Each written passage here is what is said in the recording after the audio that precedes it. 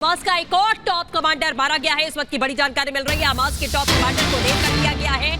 एमान नोफाली को मार दिया गया है। सेंट्रल गाजा में इजराइल की बमबारी में ये मारा गया है कमांडर। आपको बता दें कि एमान नेपाली इसका नाम, और हमास ने आतंकी के मारे जाने की पुष्टि भी की है।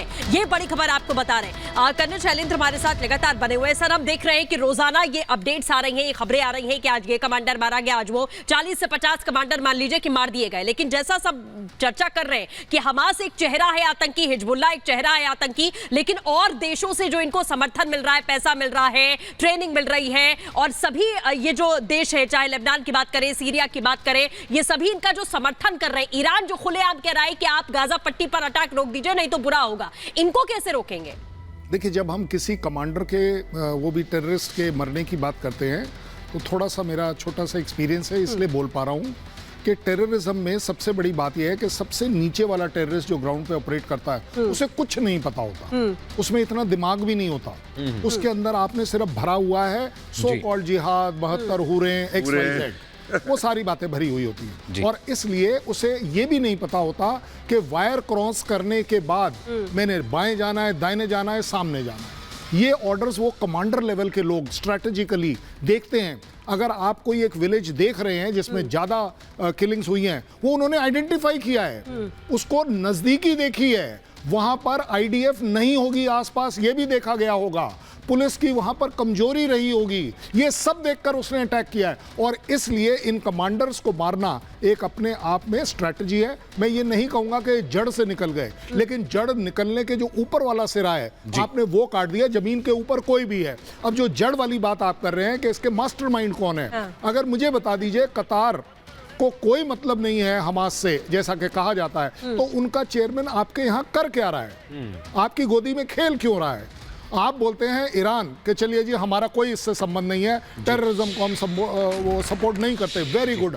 आज आपने कैसे बोल दिया कि मुसलमान आपको नहीं छोड़ेगा? बिल्कुल, आपने मुसलमान का चोगा आपने पहनाया, किसी और ने नहीं पहनाया।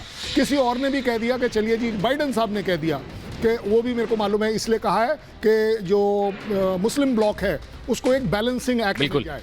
कर्नल शैलेंद्र, मैं आपके पास लौटूंगा। प्रोफेसर कपिल भी हमारे साथ हैं। बड़ी बात यह है कि आज पूरे दिन जंग होती रही, अलग अलग इलाकों में हमले हुए, स्ट्राइक हुए, हिजबुल्लाह ने भी कई सारे रॉकेट दागे और इजराइल ने उसका रिटेलिएशन भी दिया है। पूरे दिन की खबर क्या है, ग्राउंड जीरो से अपडेट क्या है, इस रिपोर्ट के जरिए आपको दिखाते हैं।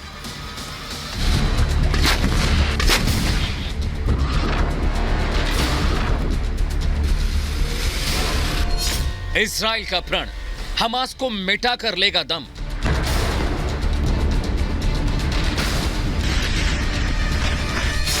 ईरान की धमकी, युद्ध के पीछे किसकी साजिश?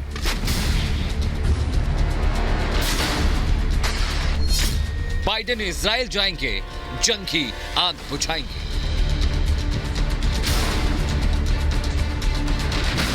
इजराइल और हमास के बीच लगातार 11 दिनों से युद्ध चल रहा है। गाजा पट्टी में चारों तरफ मलबा ही मलबा है, इमारतें खंडहर में तब्दील हो चुकी हैं। इजराइल के हवाई हमले से चारों तरफ तबाही ही तबाही मची हुई है। 20 लाख की आबादी वाला गाजा कब्रिस्तान में बदल चुका है। अभी भी इन मलबों से लोगों को निकालने का काम जारी है। इन तस्वीरों को देखकर यह अंदाजा लगाया जा सकता है कि इजराइल और हमास के बीच चल रहा युद्ध कितना भयावह है। हम इस वक्त यहाँ बरीरी में मौजूद हैं और ये आप देख सकते हैं कि क्या हाल इन आतंकियों द्वारा इस पूरे इलाके का किया गया है। पूरी जगह आपको सिर्फ विनाश ही विनाश दिखाई देगा। कोशिश हमास के आतंकियों की ये थी कि ज़्यादा से ज़्यादा लोगों को मारा जाए और कहीं न कहीं उसमें ये आतंकी सफल रहे। अब आप जिस भी जगह जाएंगे तो आपको विनाश के निशान देखने को मिलेंगे। पूरी जगह जो है इन आतंकियों द्वारा ध्वस्त कर दी गई थी ताकि आम लोग यहाँ से बचकर ना निकल पाए।